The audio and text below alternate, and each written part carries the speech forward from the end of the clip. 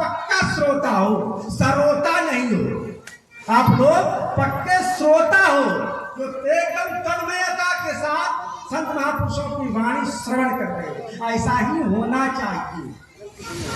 गोस्वामी तुलसीदास जी महाराज कहते हैं कि सुनी समझहि जन्म उचित मन, मज्जहि अति अनुराग, लहहि चारि फल यछत तनु, साधु समाज प्रयाग।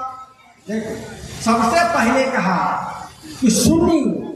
इसी बात को गोस्वामी जी ने अपने तरफ से कुछ नहीं कहा, इन्हीं बातों को हमारे ऋषि महर्षियों ने हमारे श्रुतियों में, शास्त्रों में, वेदों में सब बातें कही गई है कि आत्मा वारे श्रोतव्य, सबसे पहले आत्मा वारे श्रोतव्य, मंतव्य, निधिध्यासितव्य। सबसे पहले आत्मा के संबंध में, दुनियादारी के संबंध में नहीं, क्योंकि कल्याण करना है तो अपना कल्याण करना है, इस जीव का कल्याण करना है। और साहेब ने दो ही रास्ता बताया है, एक अपना कल्याण करो और एक समाज का कल्याण करो। दो कल्याण करना है। सत्संग के माध्यम से, संत गुरुजनों के माध्यम से हम दो कार्य करें, सुंदर सभ्य समाज का निर्माण करें और आत्म कल्याण का कार्य करें। इसलिए साहब के जो मूल सिद्धांत, एक लाइन में यदि कोई पूछे कि सदगुरु कबीर साहब का मूल सिद्धांत क्या है, तो आप एक लाइन में जवाब दे सकते हो। क्या? जीव दया और आत्म पूजा, सदगुरु भक्ति और नहीं दूजा। बस एक लाइन याद कर लो, कबीर साहब का समस्त ज्ञान इसी में समाहित है। संपूर्ण दर्शन, जीव दया, सभी प्राणियों पर, संसार में जितने भी प्राणी हैं, चींटी से लेकर हस्ती पर्यंत जितने भी जीव जंतु हैं जिसमें प्राण है, प्राणवान जो है, उन सब पर दया करो। इसी में आपका समस्त संसार का ज्ञान समा गया। जीवों पर दया करना बहुत बड़ी बात है। इस सिद्धांत को यदि अपना लिया तो बहुत सारे पाप कर्म खत्म हो जाएंगे। अब इस जीव पर दया करोगे तो मछली भूज के खाओगे क्या? पठवा खसिया काट के खाओगे क्या? क्योंकि एक सिद्धांत अपना लियो, क्या? जीव दया। तो जीव दया करोगे तो मछली को तेल में भूज के नहीं खाओगे, हो गया। हत्या रूपी पाप आपसे नहीं होगा, जीवन में कभी नहीं होगा। शुद्ध शाकाहारी आप बन गए हो, मांस मछली से दूर हो गए हो, तो निश्चित रूप से हत्याजन्य पाप आपसे नहीं होगा। और केवल जीवों की हत्या कर देना, शरीर से प्राण को अलग कर देना ही पाप नहीं है। दूसरों को गाली देना अर्थात दूसरे के आत्मा को दुखाना, पीड़ा देना, दर्द देना, कष्ट देना, यह भी हत्या के समान ही पाप है। वाणी से भी किसी को कष्ट नहीं देना चाहिए, वाणी का सुधार हो जाए। कबीर साहब का ये एक वाक्य यदि अपना लिया तो आपके वाणी का सुधार, किसी भी व्यक्ति से गलत बातें नहीं करोगे। जब यह सिद्धांत अपना लिया, क्या घर परिवार में अपने बाल बच्चों को गाली दोगे क्या? कागा का कछु लेत है, कोयल का कछु देत, और मीठो वचन सुनाई के जग अपनो करी देत। कौवा कुछ ले नहीं लेता है, लेकिन छप्पर पर बैठ कर जब काऊ काऊ काऊ करता है तो लोग ढेला उठा के उसको मार के भगा देता है। और उसी के जाति बरादरी का काला काला रूप रंग वाला कोयल बैठ के जब भूकने लगती है तो लोग ध्यान दे के सुनने लगता है। और कहीं वो उड़ गई तो बड़ा कचवट आता है, वो थोड़ा देर और बैठ करके चिल्लाती तो बड़ा अच्छा लगता है। तो कोयल कुछ देती नहीं, कौवा कुछ लेता नहीं, लेकिन अपनी मीठी वाणी का प्रभाव छोड़ जाता है। उसी प्रकार से यदि आप सत्संगी परिवार के लोग हो तो अपने घर में भी आप किसी के साथ कटु वचन मत बोलो। जो घर में माता पिता है, सास ससुर है, भाई बंधु है, कुटुंब जितने भी लोग हैं, सबके साथ मीठे वाणी का प्रयोग करो।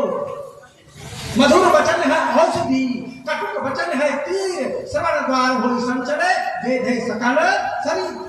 देखो साहेब का उपदेश, साहेब का संदेश कितना सुंदर है कि मधुर वचन है औषधि। औषधि माने दवा, औषधि माने दवा, दवा का काम करेगा मधुर वचन। और कटुक वचन यदि बोलोगे तो वह तीर का काम करेगा। किसी से कहो प्रणाम भैया,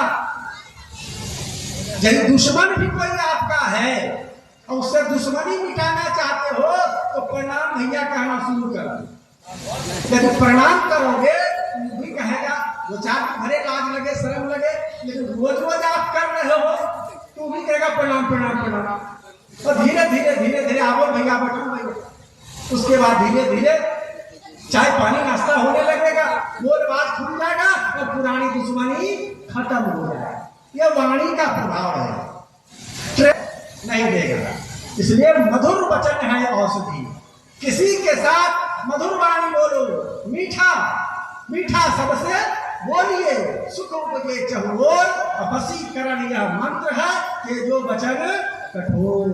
साहब कहते हैं कठोर वचन को त्याग दो, मीठा वचन बोलो। क्योंकि बोलना तो है, बिना बोले तो कोई रह नहीं सकता इस संसार में। बोली तो अनमोल है, जो कोई बोले जान, हीरे तराजू तोल के तब रुख बाहर आन। मधुर वचन बोलो, हृदय रूपी तराजू पर पहले तौल कर कि मैं जो बोलने जा रहा हूं, इस वाणी का प्रभाव दूसरे ऊपर क्या पड़ेगा। तो हमारा जो व्यवहारिक पक्ष है, जीवन का व्यवहारिक पक्ष सबसे पहले सबल होना चाहिए। व्यवहार हमारा यदि ठीक नहीं होगा, माता पिता के साथ, भाई बंधु के साथ, सास ससुर के साथ, अपने पड़ोसियों के साथ, ग्रामीणों के साथ, अपने सगे संबंधियों के साथ यदि हमारा व्यवहार ठीक नहीं होगा तो हम संसार में अच्छे तरह से सुखपूर्वक जी नहीं सकते। व्यवहारेण मित्राणि जायन्ते, अपने व्यवहार से ही लोग मित्र बनाता है और अपने व्यवहार से ही लोग शत्रु बना लेता है। इसलिए व्यवहारिक जगत में वाणी का बड़ा ही महत्व है। वाणी को संभाल कर बोलना चाहिए। घर परिवार में कटु वचन कभी नहीं बोलना चाहिए। कटु वचन बोलने से जीवन में कटुता आ जाती है। और दूसरी बात जो साहब ने कहा, तो सामाजिक व्यवस्था, पारिवारिक व्यवस्था के लिए। दूसरी बात साहब ने कहा, जीव दया और आत्म पूजा। अपनी आत्मा की पूजा करो। पूजा करने का मतलब पत्रम पुष्पम त्वयं समर्पयामि, पत्रम पुष्पम त्वयं समर्पयामि करने से आत्मा की पूजा नहीं होगा। आत्मा की पूजा होगा आत्मा वारे श्रोतव्य। आत्मा के संबंध में, इस जीव के संबंध में, इस चेतन के संबंध में हमारे संत महर्षिगण क्या कहते हैं। संत महर्षियों ने अपनी वाणियों में क्या कहा है, उनको जानना समझना चाहिए। उनको पहले गुरुमुख से, संत के मुख से सुनना चाहिए। श्रोतव्य, आत्मा वारे श्रोतव्य, आत्मा के संबंध में सुनना चाहिए। संत कहते हैं, गुरुजन कहते हैं, शास्त्रों में लिखा है कि तुम शुद्ध बुद्ध चैतन्य स्वरूप आत्मा हो। तुम शुद्ध हो, बुद्ध हो, चैतन्य हो। अपने आप को जानने का प्रयास करो कि तुम सच्चिदानंद हो। सच्चिदानंद तो नित्य निर्द्वंद तो जीव माना, बन गया तू हो देह में दीवाना। तुम तो शुद्ध बुद्ध चैतन्य स्वरूप आत्मा हो, लेकिन इस देह में, इस मिट्टी की देह में, इस मिट्टी की खिलौना में आकर के तुम खेलने में भूल गए। ये मिट्टी का खिलौना है, माटी के खिलौने में तुम भूल गए हो अपने आप को। आप भुलाना आप में, आप न चुने आप, और हो तो पाइए वह तो आप ही आप। तुम अपने स्वरूप को भूल गए हो कि मैं शुद्ध बुद्ध चैतन्य स्वरूप आत्मा हूँ। अहम शुद्ध चैतन्य ज्ञान स्वरूपम अजरहम अमरहम अखंडम अनुपम अहम निर्विकल्पम निराकार रूपम विभु व्याप सर्वत्र सर्वेन्द्रियाणाम। सभी जगह मैं निवास करता हूँ। मैं शुद्ध बुद्ध चैतन्य स्वरूप आत्मा हूँ। निज स्वरूप का बोध जो हमारे मनुष्यों ने शास्त्रों में वर्णित किया है, जो हमारे संत मनुष्य वर्तमान में मंच पर से कहते हैं, सुनाते हैं, आत्म कल्याण की बात, आत्मा से संबंधित बात को सबसे पहले तटस्थ होकर के एकाग्र चित्त होकर के देखो। शब्द में अर्थ पदार्थ पद में स्वर में राग सुनाया, संतो सदगुरु अलख रखाया। सदगुरु का बड़ा ही सुंदर यह पद है। हे संतो, सदगुरु ने अलख रखाया, अलख पद को रखाया। शब्द में अर्थ पदार्थ पद में स्वर में राग सुनाया। जो हमारे स्वर है, सात स्वर, सारे गामा पधा निसाई, हारमोनियम पर हमारे शास्त्रीय संगीतकार 36 राग रागनी अनंत संगीत इसी से निकालते हैं सात स्वर में। उसी प्रकार से शब्दों में अर्थ समाहित है। शब्द में अर्थ, पदार्थ पद में जो गुरु पद है, जो अमर पद है, जो आत्म पद है, उसमें समाया हुआ है वो पद। इसको जानने और समझने का प्रयास करना चाहिए संत महापुरुषों के सानिध्य में रहकर। सुनने के बाद एकाग्र चित्त होकर, एकाग्र देखो शब्द को समझो, एक आग्र, एक जोड़ अग्र, एकाग्र। आपके आगे में लक्ष्य बस एक ही होना चाहिए कि मैं बैठा हूं सत्संग में, किस लिए बैठा हूं? सत्संग सुनने के लिए, संत महापुरुषों की वाणी सुनने के लिए। तो संतों की वाणी पर आपका ध्यान लगा रहे, आपका चित्त लगा रहे, आपकी श्रवण इंद्रियां वहां हो, आपके नेत्र संतों के दर्शन पर हो, और बाहरी दुनिया में लगा नहीं हो, तब बातें सुनने में और समझने में आएगी। जब अच्छी तरह से सुनेंगे तब समझेंगे, नहीं सुनेंगे अच्छी तरह से तो समझ नहीं पाएंगे। इसलिए गोस्वामी जी ने भी कहा कि सुनी समझाई आत्मा वाले श्रोतव्य मंतव्य निधिदास्तव्य। सुनो और समझो। सुनने समझने के बाद मुदित मना, जब समझोगे बात तो मन में आनंद होगा, आनंदित हो जाओगे। वाह, आत्मा के संबंध में मैं शुद्ध बुद्ध चैतन्य स्वरूप आत्मा हूँ। इस माया के जाल में, इस शुष्क संसार में, मिट्टी के खिलौना में, ये मोह जाल में, माता पिता बेटा बेटी नाती नतनी पोता पोती धन दौलत, इस सांसारिक पद प्रतिष्ठा में मैं उलझ गया हूँ, अपने आप को भूल गया हूँ। यह भुलावा जब जिंदगी के अंत तक रह गई, यादें नहीं आई, जागृति नहीं आई। उत्कृष्ट और जागृत प्राप्त प्राणी बोधक श्रुति कहती है, हमारे ऋषि महर्षि कहते हैं, उठो जागो और बोध को प्राप्त करो, आज बोध को प्राप्त करो।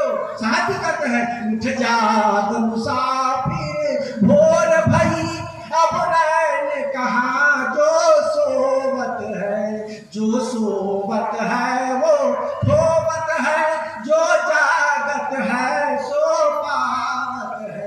तो उठ जाग मुसाफिर भोर भई, भोर हो गई। भोर का मतलब आपको कहोगे साहब तो सामने जा रहा है। इस भोर की बात साहब ने उपमा भला दिया है साहब ने। उस भोर की बात है। भोर का अर्थ है उजाला। भोर का मतलब उजाला। बाल सफेद हो गया, गई स्याही, आई सफेदी, और दिन सफेद अजहू न हुआ। जिंदगी बीत गई, काले काले घुंघराने बाल उजले सफेद हो गए, एकदम सन की तरह हो गया, लेकिन दिल में अभी भी कालिमा पड़ी हुई है। वही पाप कर्मों में मन लगा हुआ है, वही रागत द्वेष में, ईर्ष्या में, काम में, क्रोध में, मोह ममता अहंकार आदि में मन अब तक लगा हुआ है। बाल सफेद होने से क्या होगा? दांत टूट जाने से क्या होगा? फिर चना चबाओ विषय के, काम क्रोध मद लोभ के हो, दांत तो टूट गया, चना का भुट्टा नहीं चिबा पाते हो, केतारी नहीं चिबा पाते हो, लेकिन विषय का जो चना है उसको तो खूब रोज रस रस लेकर के, कोई रहे चाहे ना रहे, इंद्रिया काम करे ना करे, एकांत में बैठ कर चुपचाप इसका रस ले रहे, फिर चना चबाओ विषय के, काम क्रोध मद लोभ के हो, इससे जागो, इससे जागो, उत्तिष्ठ जागृत, उठ जाग मुसाफिर भोर भई मैंने वृद्धावस्था आ गई, उम्र बीत गई, फिर भी अभी तक नहीं जगे हो तो जग जा, उठो जागो, भोर भई,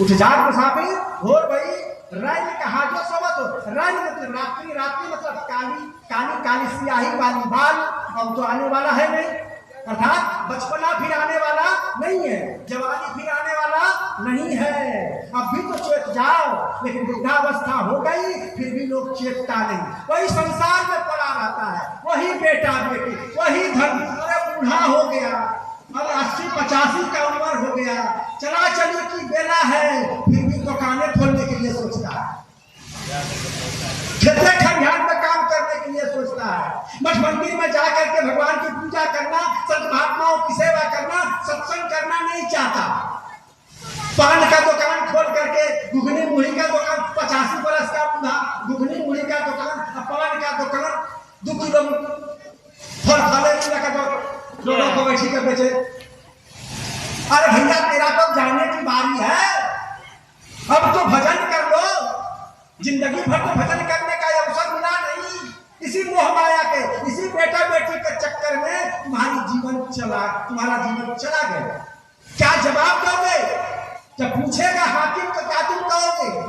उसका किराया भी भरना पड़ेगा, अरे मन मुसाफिर निकलना तो पड़ेगा, इस काल कोठरी से, इस पंच भौतिक शरीर से आज न कल निकलना तो पड़ेगा, ये अवश्य में असंभावी है, जातक ही ध्रुव मृत्यु, जिस जातक का जन्म हुआ है उसकी मृत्यु निश्चित है, कैमरा सीधा उल्टा करने का, गर्भस्थ शिशु जिंदा जन्मेगा कि मुर्दा इसका कोई भरोसा, लेकिन जो जन्म ले चुका है वो तो मरेगा, जो जन्म ले लिया है वो 1 घंटा के बाद मरे या 100 वर्ष के बाद मरेगा, इस शरीर को देखकर एक दिन छोड़ना पड़ेगा, छोड़ने से पहले बना रहे वीडियो, इसको बीच न दबाएंगे, सेव न होगा, अपनी मोक्ष मुक्ति का काम नहीं कर लिया तो तेरा जीवन बेकार चला गया, सुंदर सुनते हो आप लोग भजन बराबर चालू कर दिया, फिर न दबाएंगे तो सेव न होगा, हर माटी में ना रोल रे,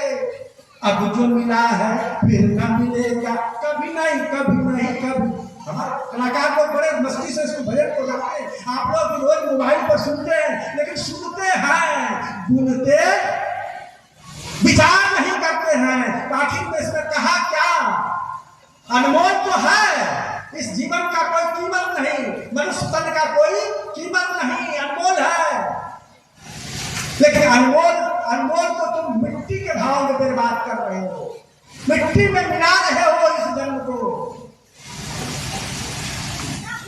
मानुष जन्म अनमोल रे, माटी में ना रोल रे, अब जो मिला है तो मिल गया है, एक बार जो मिला सो मिला, फिर मिलने वाला नहीं है, मानुष जन्म बड़ा दुर्लभ है, सदगुरु साहब, मानुष जन्म बड़ा दुर्लभ है, मिलाए न बारंबार, पक्का फल जो गिर पड़ा तो बहुत न लागेगा, कोई ऐसी वैज्ञानिक टेक्नोलॉजी निकल के आया है क्या, जो फल वृक्ष से गिर गया हो उसको लगा दे वृक्ष में, नहीं, एक बार प्राण इससे निकल जाए तो इसमें कोई प्राण ला दे, पंडित जी लोग मूर्ति में प्राण प्रतिष्ठा कर सकते हैं, यह आगच्छ तिष्ठ तिष्ठ तिष्ठ कर सकते हैं, अब होता है कि नहीं होता वो जाना, लेकिन अभी 5 मिनट पहले हमारे पिताजी इस प्राण से निकल गया है, ज्यादा दूर गए भी नहीं होंगे ना, पंडित जी 1,01,000 दक्षिणा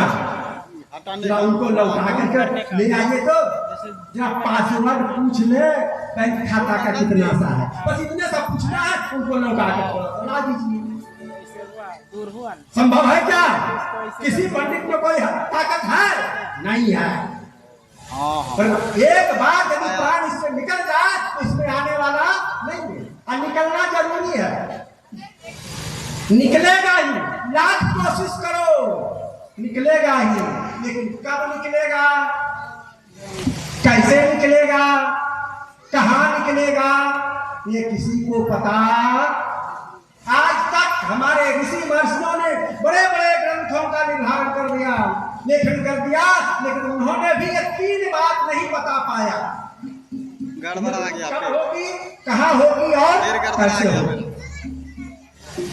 ये 3 बातें जो है ये एकदम परमात्मा ने छिपा के रखा है, किसी को मालूम नहीं होगा कि कब होगा, कहाँ होगा और कैसे होगा, लेकिन होगा जरूर। हिलाने डोलाने का है, तो इसकी पता नहीं है कब होगा, कहाँ होगा, कैसे होगा, इसलिए हर समय सावधान, हर समय सावधान। इसलिए सदगुरु कबीर साहब ने कहा सुमिरन करहु राम के, विजय है ना, सुमिरन करहु राम के, अरे काल गहे हैं केस, ना जानो कित मारी हम जी, क्या घर क्या परदेश।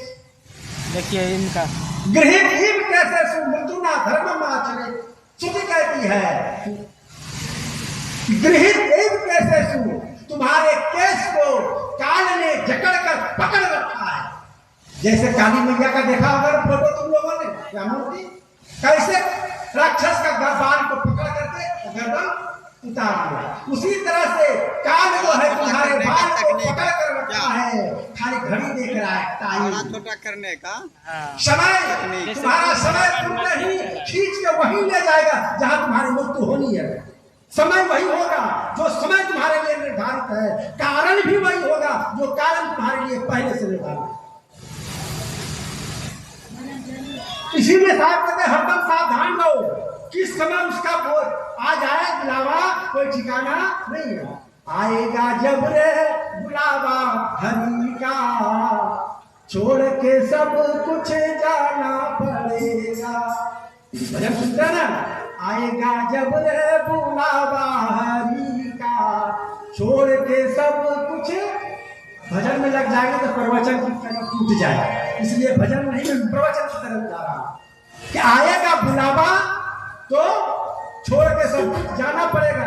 आज कितना भी पकड़ कर रखो माया को, बेटा बेटी को, धन दौलत को, खूब कठिया के गांठ लगा के रखो, लेकिन तुम्हारे साथ जाने वाला कुछ नहीं है। छोड़ के संसार जब तू जाएगा, कोई न साथी तेरा साथ निभाएगा। जो साथी है तुम्हारा, जिसके साथ 7 फेरे लिए हो, बैंड बाजा के साथ जिसको डांस करते हुए गए हो दरवाजे पर, पंडितों को बैठाकर वेद मंत्रोच्चारण के साथ स्वस्ति न इंद्रो बृहत् प्रवाह स्वस्ति न मूर्खा, एकदम वेद मंत्रों के साथ 7 फेरा लगाए हो, कुटुंबियों के बीच में उसका हाथ पकड़ कर लाए हो, तो अर्धांगिनी भी तुम्हारे साथ जाने वाली नहीं। अर्धांगिनी भी बढ़ेगी तो केवल मकान तक, अभी मेरा और बेटा भी हक निभाएगा तो केवल ईमान तक। इससे तो आगे भजन ही है साथी, इससे तो आगे भजन ही है साथी। गुरु के भजन बिन अकेला रहेगा, रे मन मुसाफिर निकलना पड़ेगा। काया कुटी खाली करना, हमारी मेन बिंदु यही है कि एक दिन इस कुटिया को खाली करना पड़ेगा। कितना भी तेल साबुन लगा लो, एकदम रोज चमका लो। एक बार प्रेम से बोलो सतगुरु कबीर साहब की ठीक हमारे सचेतता आबी गलो, जागृति आबी गलो। जागृति के बाद मत करी ले, जागो, सुतो ना, बहुत समय सुतला, सुतता उम्र बीती गल, थोड़ा सा समय बचलो, जगरा पास जितना समय बचलो, जागी करी कर सतगुरु कबीर साहब के नाम का सुमरन करेगा, जाप करेगा। कबीर साहब यह करे कहला छे, खाली तोर है से नहीं कहला छे, हम रहो सुख कहला छे। बीजक में कहला छे, संत महंतो सुमरो सोई, अकाल फांस के वाचा होई। हम आपको तो बोल रहे हैं, संत महंतो सुमरो सोई, हे संतों, हे महंतों, उसका सुमिरन करो जो तुमको काल फांस से बचा सके। बोलो, साहब ने निर्देश दिया है ना किसी का सुमिरन करने के लिए, वो किसका सुमिरन करने के लिए? तो सुमिरन करहु राम का सुमिरन करो, क्योंकि काल तुम्हारा केस को पकड़कर रख दिया है, पता नहीं कब कहां लेकर के चला जाए। इसलिए इस चीज को याद रखो। उठो, उठ जाग मुसाफिर भोर गए। अब रैन कहा जो सोवत है, जो सोवत है सो खोवत है, जो जागत है सो पावत है। जो सो जाता है वो खो जाता है, उसकी जिंदगी बेकार चली जाती है। केवल सोना क्या है? सोना है वो ममता में फंसा है। संतों की वाणी को समझो जरा। संत की वाणी का अर्थ क्या है? जब वो उपमा उपमेय का प्रयोग करते हैं, कहना कुछ चाहते हैं और कहते कुछ है। और कबीर साहब की वाणी वैसे अटपट वाणी है, झटपट लगे ना कोई, झटपट समझ में नहीं आती है। सोना क्या है? मोह निद्रा में, मोह निशा में सोवन हारा, मोह में सोए हुए हो, मोह ममता में जो सोए हुए हो उससे जागो, अर्थात मोह ममता का त्याग करो। जब तक मोह ममता का त्याग कर, लोग कहते हैं प्रायः कि साहब कहाँ मोह ममता छूटता। अभी मैं एक लोगों का गृहस्थी संत है, कहा चलिए बाबा आश्रम में रहिएगा, बहुत दिन हो गया, 70-75 वर्ष की उम्र है, ये क्या हमें छोड़ रही है मोह ममता साहेब। अब 70-75 की उम्र हो गई है, हाथ पैर चल नहीं पा रहा है, फिर भी वो घरे में रहना चाहता है। घर में सुमिरन होगा जी, भजन होगा, वहां तो पोता कानते तू तो हुआ से सुनना नहीं छो, सटावरा भजन ना जाकर के घुमावा नहीं पानी छो, खाली बैठा खाई भोर। अब घर पर भजन नहीं हो पाएगा। भजन करना हो तो 70-60-70 के बाद आश्रम पकड़ो, जहाँ सुबह शाम स्तुति विनती करो, बीजा पाठ करो, रामायण पाठ करो, काटने का है तो यहाँ गीता का पाठ करो, संत साहित्य का अध्ययन करो, संतों के पास बीच बैठ करके सत्संग भजन करो और दिन भर बैठ करके सुमिरन करो, सतनाम का सुमिरन करो, राम नाम का सुमिरन करो। सुमिरन करने से ही बेड़ा पार होगा, दूसरा उपाय कोई नहीं है। लाख ग्रंथों को पढ़ लो, दुनिया का सकल शास्त्र निष्णांत हो जाओ, पूरे ज्ञानी बन जाओ, लेकिन उस ज्ञान से तुम्हारा मोक्ष मुक्ति आवागमन नहीं मिट सकता है। वो तो मिटेगा केवल नाम सुमिरन से। जब आप सदगुरु के शरण में आए हो और सदगुरु ने जो नाम दान दिया है, उस नाम का सुमिरन आपको 24 घंटा करना है, बराबर करते रहना है। जितना नाम सुमिरन करोगे उतना तुम्हारा कल्याण होगा। संसारिक धन तो बहुत कमाया, अब राम नाम का धन कमा लो, जैसे मीरा ने कमाया। कौन सा धन कमाया था मीरा ने? मीरा जो है समा गई भगवान कृष्ण की मूर्ति में, समा गई। कैसे समाई? सुमिरन करते करते, सुमिरन करते करते उसमें समा गई। उसी तरह से सुमिरन करो हर समय। जो नाम दिया है साहिब ने, आपके गुरु महाराज ने जो नाम दिया है, उस नाम का सुमिरन करो, सतनाम का सुमिरन करो, राम नाम का सुमिरन करो। सुमिरन में एकदम मस्त हो जाओ। बहुत लोग कहते हैं साहब सुमिरन होता कहाँ? बैठते हैं तो 10 मिनट में 5 मिनट में मानी इधर उधर भागने लगा। क्यों नहीं भागेगा? उसको अभ्यास नहीं करवाएगा। अभ्यास एक दिन बैठने से अभ्यास नहीं होता, डेली बैठना पड़ता है। और फिर बैठने के बाद हर समय करते रहो, जिस समय मौका लग जाए, जिस समय काम कर रहे हो उस समय भी मन ही मन सतनाम सतनाम सतनाम सतनाम। नहीं मन हो रहा है तो मुझसे बोलो सतनाम सतनाम सतनाम राम राम राम राम बोलते रहो हर समय। लोग भले पागल समझे, घर परिवार के लोग पगलाए गए थे, यहाँ से सत्संग का इलाज है, सुनील साहब और बात सुनी कर सतनाम सतनाम सतनाम राम राम राम राम राम राम की पागल पड़े राम सुन गए। घरों लोग पागल कहा तो कहा मीरा आके कह गए तो तोरा के थोड़ा राके कौन बोला बात बोल।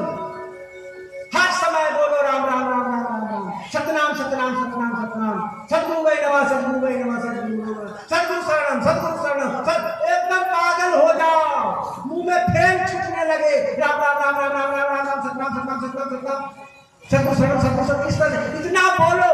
देखो तो मन तुम्हारा नहीं लगता है, मन भागेगा कहीं। अभी करके देखो, अभी 2 मिनट यदि बोलते रह जाओगे तो दुनियादारी की कोई बातें दिमाग में नहीं आएगी। नाम सुमरन जो है मन को एकाग्र करने का सबसे सरल और सहज साधन है। इसलिए सबसे पहले जो गुरु महाराज ने नाम दिया है उस नाम का सुमरन करो, और इससे सहज भक्ति कोई नहीं है। नाम सुमरन के अतिरिक्त वीडियो डायरेक्ट चालू नहीं होता, सहज साधन कोई नहीं है। पढ़ा लिखा हो वो भी, जो पढ़ा लिखा नहीं हो वो भी नाम का सुमरन कर सकता है। सेकंड भागने लगा। तो नाम सुमरन करते रहने से हमारा जो है अध्यात्म शक्ति बढ़ती है, आत्मशक्ति बढ़ती कबीर है। साहब बदले, राम कबीर साहब। पायो जी, मैंने राम रतन धन पायो, राम रतन को मीरा पा करके धन्य आ रहा है ना। हमारे सदगुरु कबीर साहब के परम उसमें भी सिस्टम है, कौन बनाने वाला होना मालूम है? सब सिस्टम जो धनी धर्मदास जी साहिब इसको जब संसार में थे तो संसार में भी उन्होंने बहुत कमाया, इतना ने कमाया, इतना ने कमाया, है ना जो वहाँ का जो नरेश था, जो राजा था बांधवगढ़ का, वो उनसे कर्जा लेते थे जब जरूरत पड़ता था। जब सदगुरु कबीर साहब के शरण में आए, वो 56 करोड़ की हस्ती दौलत नारियल पान सुपारी पर रख करके साहब के चरणों में समर्पित कर दिया कहाँ कि मेरा मुझ में कुछ नहीं, सेटिंग्स हुआ, जो कुछ है सो तोर, तेरा तुझको सौंपता क्या लागत है मोर। देखते मेरा कुछ नहीं है, अब सौंप दिया इस जीवन का सब भार तुम्हारे हाथों में है, जीत तुम्हारे हाथों में और हार तुम्हारे। ऐसा समर्पण किए हो, दिल से पूछो, दिल पर हाथ रखकर पूछो कि सब कुछ परमात्मा का है, सदगुरु का सब कुछ है, मेरा कुछ, मेरा शरीर भी मेरा नहीं है, मेरी आत्मा भी मेरा नहीं है, सब सदगुरु का है। वो जो कहेंगे, जो करेंगे वही होगा, जो साहब करेंगे वही होगा। ऐसा मन में भाव कभी आया है? यह भाव ला कर देखो, ये भाव लाना बड़ा मुश्किल है। बाजारों में भाव कहीं हो पकड़ाए छे, न तो सस्ते में की जाए छे। बाजार जब जाते हैं लोग बाजार हटिया करने के लिए, अपना सामान लेने के लिए, तो किसी दिन जो है भाव पकड़ाता है, ज्यादा माल मिलता है, और नहीं तो सस्ते भाव में बिक जाता है।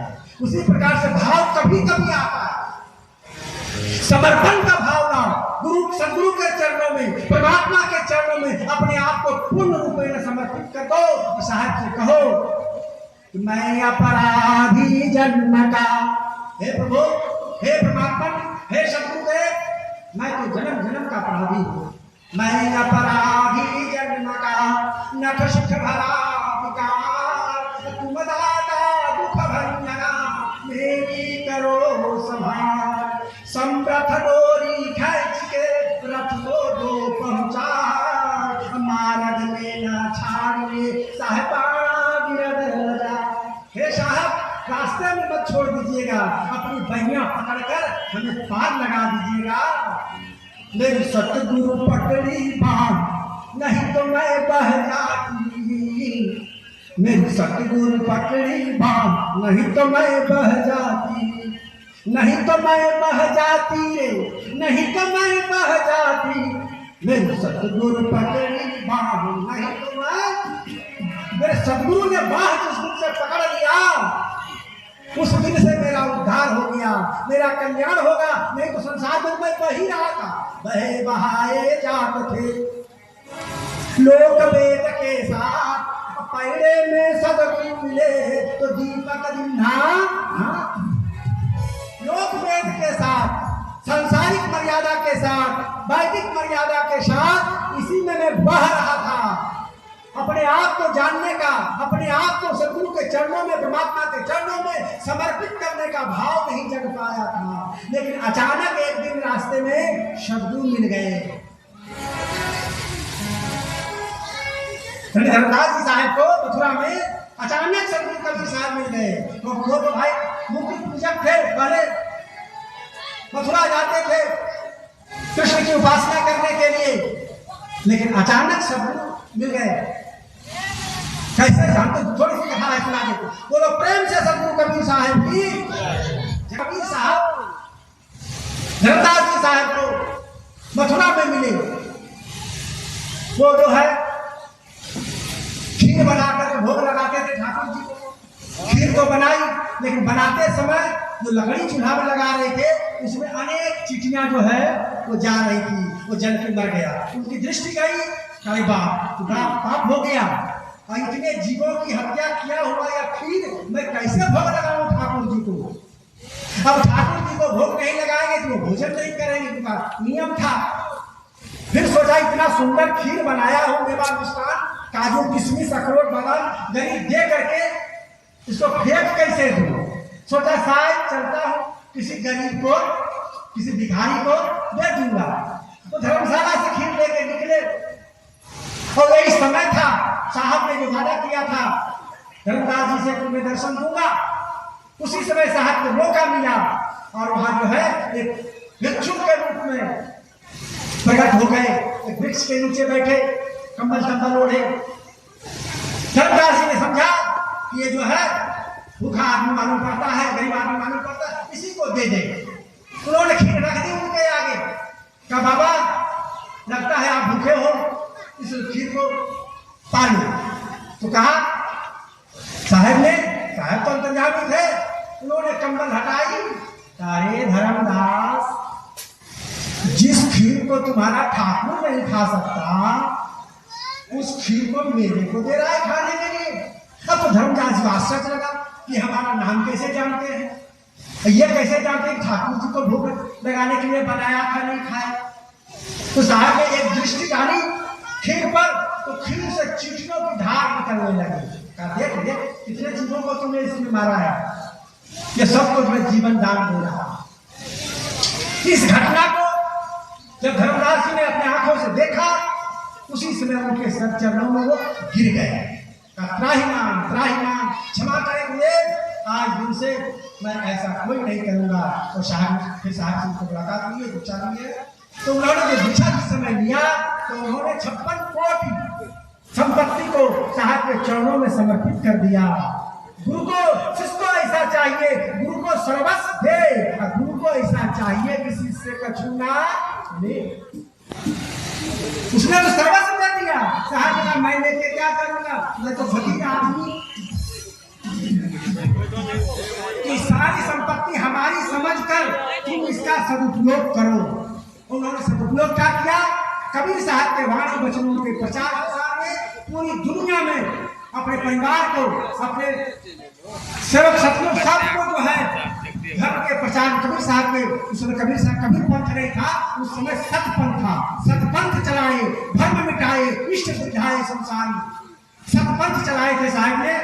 हाँ, और अपने इष्ट के प्रति, अपने परमात्मा के प्रति दृढ़ निश्चय करवाने के लिए धर्मदास जी साहब ने उपदेश दिया। और धर्मदास जी साहब ने पूरी दुनिया में घूम करके स्वयं और अपने लोगों से प्रचार प्रसार कराया। इसलिए आज भी पूरी दुनिया में यदि कोई कबीर पंथ का प्रचार किया है इतने बृहद रूपों में, तो गुरुधरी धर्मदास जी साहब है। सात समुद्र पार भी जाओ तो वहां भी आपको धर्मदास जी शाखा के कोई न कोई मठ मंदिर अवश्य मिलेगा।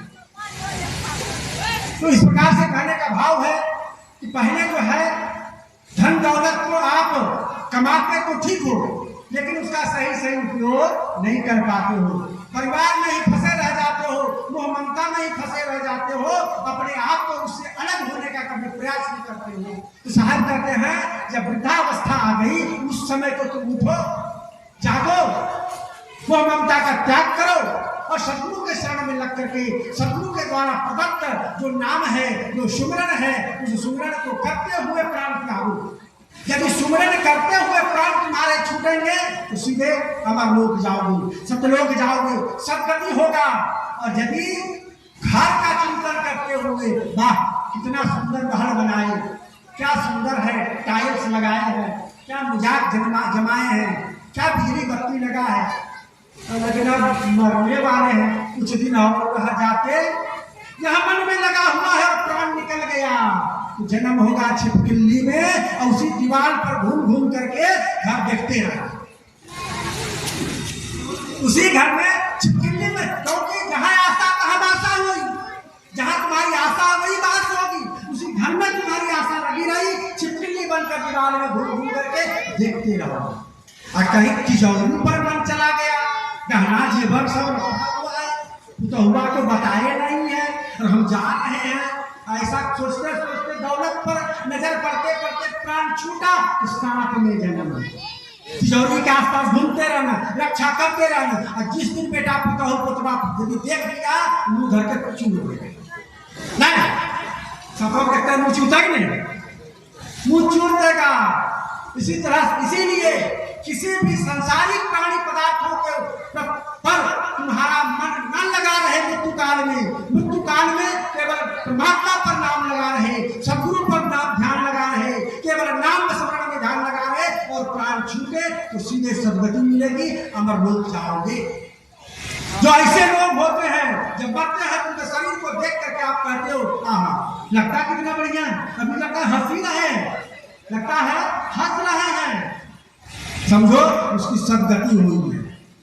और जिसके आंख से आंसू चलता हो मरते समय, तो समझो कहीं कहीं मन उसका अटका है, बेटी पर अटका है कि बेटी तक आई तुझे भोकरों से मिली जुली लेती है, तखनिया पर हाथ लगाओ